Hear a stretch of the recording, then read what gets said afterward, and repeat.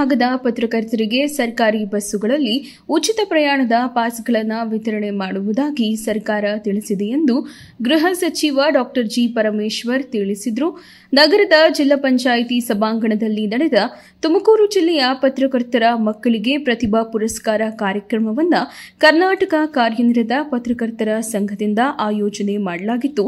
ಗೃಹ ಸಚಿವ ಡಾ ಜಿ ಪರಮೇಶ್ವರ್ ಹಾಗೂ ಅವರ ಪತ್ನಿ ಕನ್ನಿಕಾ ಪರಮೇಶ್ವರ್ ಅವರ ಹೆಸರಿನಲ್ಲಿ ಪ್ರತಿ ವರ್ಷ 25 ಲಕ್ಷ ಹಣವನ್ನು ಪ್ರತಿಭಾನ್ವಿತ ಮಕ್ಕಳಿಗೆ ಸ್ಕಾಲರ್ಶಿಪ್ ರೀತಿಯಲ್ಲಿ ನೀಡುವ ಕಾರ್ಯಕ್ರಮ ಉದ್ಘಾಟಿಸಿ ಅವರು ಮಾತನಾಡಿದರು.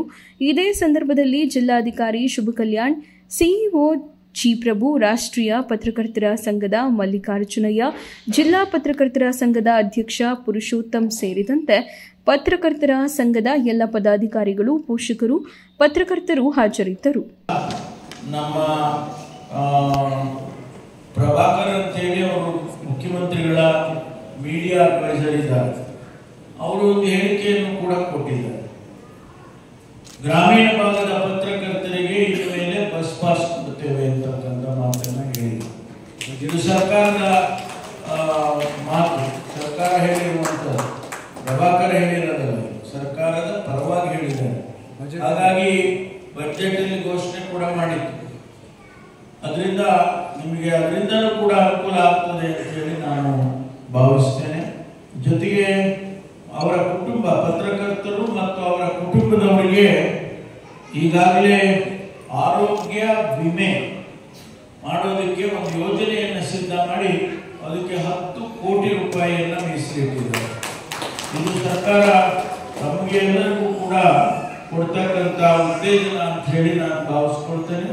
ತುಮಕೂರು ಜಿಲ್ಲೆಯಲ್ಲಿ ಯಾವುದೇ ಸಮಸ್ಯೆ ಇರ್ಬೋದು, ನಾನು ಇನ್ನೂ ಮುಂದುವರೆದು ಹೇಳಿದೆ, ನಮ್ಮ ಆಸ್ಪತ್ರೆಯಲ್ಲಿ ನಿಮಗೆ ಹೆಲ್ತ್ ಕಾರ್ಡ್ ಕೊಡ್ತೇವೆ ಅಂತೇಳಿ ಬಹಳಷ್ಟು ಸುಮಾರು ಜನರಿಗೆ ಕೊಟ್ಟಿದ್ದೇವೆ. ಇನ್ನು ಮುಂದೆ ಯಾರು ಅವಶ್ಯಕತೆ ಇದೆ ಅವ್ರಿಗೂ ಕೂಡ ಕೊಡ್ತೇವೆ ಅನ್ನುವಂಥ ಮಾತನ್ನು ಕೂಡ ನಾನು ಈ ಸಂದರ್ಭದಲ್ಲಿ ಹೇಳೋದಕ್ಕೆ ಬಯಸ್ತೇನೆ. ಇವತ್ತು ಪತ್ರಕರ್ತರ ಜವಾಬ್ದಾರಿ ಬಹಳ ದೊಡ್ಡದಿದೆ. ಸಮಾಜದ ಪರಿವರ್ತನೆಯನ್ನು ಮಾಡುವಂತ ಈ ಸಂದರ್ಭದಲ್ಲಿ ಆಧುನಿಕ ಜಗತ್ತಿನಲ್ಲಿ ಬಹಳಷ್ಟು ಜನರ ಮನಸ್ಸು ಬೇರೆ ಬೇರೆ ಕಡೆ ಹೋಗುವಂತದ್ದಿದೆ. ಇವತ್ತು ದಿನನಿತ್ಯ ನಾವು ನೋಡ್ತೇವೆ, ಪತ್ರಿಕೆಯಲ್ಲಿ ಬರ್ತಕ್ಕಂಥದ್ದು, ಮಾಧ್ಯಮದಲ್ಲಿ ಬರ್ತಕ್ಕಂಥದ್ದು, ಸೋಷಿಯಲ್ ಮೀಡಿಯಾದಲ್ಲಿ ಬರ್ತಕ್ಕಂಥದ್ದನ್ನ ಬೆಳಗ್ಗೆ, ಸಾಯಂಕಾಲ, ಮಧ್ಯಾಹ್ನ ಕ್ಷಣಾರ್ಧದಲ್ಲಿ ನಾವು ನೋಡ್ತೇವೆ. ಆ ಕ್ಯಾಮ್ರಾ ಕೂಡ ಅವರು ಅಮಲವನ್ನು ಇಟ್ಕೊಂಡು ಅವರು ಕೆಲಸ ಮಾಡಿದ್ರು. ಸೊ ಅಷ್ಟೊಂದು ಅವರು ಕಾಳಜಿಯಿಂದ ಪ್ರತಿದಿನ ಮಾಡ್ತಾರೆ. ಈಗ ಅವ್ರಿಗೆ ಹುಷಾರಿಲ್ಲ, ನಾನು ಇವತ್ತು ಹೋಗಲ್ಲ, ಇಲ್ಲ, ಪ್ರತಿದಿನ ಸುದ್ದಿ ಮಾಡ್ತಾರೆ. ಸೊ ಮಕ್ಕಳು ನಿಮ್ಮ ತಂದೆ ತಾಯಿಯಿಂದ, ಎಸ್ಪೆಷಲಿ ನಿಮ್ಮ ತಂದೆಯವರು ಎಷ್ಟು ಕಷ್ಟಪಟ್ಟು ಕೆಲಸ ಮಾಡ್ತಾರೆ, ಅದರಿಂದ ತಾವು ಇನ್ಸ್ಪಿರೇಷನ್ ಅನ್ನು ತಗೋಬೇಕು ಅಂತ ನಾನು ಹೇಳ್ತಾ ಇದ್ದೀನಿ. ಜೀವನದಲ್ಲಿ ಒಬ್ಬ ವ್ಯಕ್ತಿಗೆ ಪರಿಶ್ರಮ, ಸಾಧನೆ ಅಂತಕ್ಕಂಥದ್ದು ಅದು ನಿರಂತರವಾಗಿ ಇರುವಂತಹ ಪ್ರಕ್ರಿಯೆ. ಈಗ ತುಮಕೂರಿನಲ್ಲಿ ಒಂದು 300ರಿಂದ 400 ಜನ ವೈದ್ಯರಿರ್ಬೋದು, ಡಾಕ್ಟರ್ಸ್ ಇರ್ಬೋದು. ಆದರೆ ಒಳ್ಳೆ ಆರ್ಥೋಪೆಡಿಷಿಯನ್ ಯಾರು ಅಂದರೆ ಒಂದಿಬ್ಬರು ಹೆಸರು ಹೇಳ್ತಾರೆ. ಅವರೆಲ್ಲರೂ ಓದಿರೋದು ಅದೇ ಮೆಡಿಸಿನ್, MBBS, ಅದೇ MD, ಅದೇ FRCS, ಅದನ್ನೇ ಓದಿದ್ರು ಕೂಡ ಆ ಇಬ್ಬರು ಯಾರು ವೈಶಿಷ್ಟ್ಯಪೂರ್ಣವಾಗಿ ನಿಲ್ತಾರೆ ಅಂದರೆ ಜೀವನದ ಪಯಣ ಏನಿದೆ, ಯಶಸ್ಸು ಅನ್ನೋದು ಒಂದು ಹಂತ ಬಂದು ನಿಂತು ಹೋಗಲ್ಲ.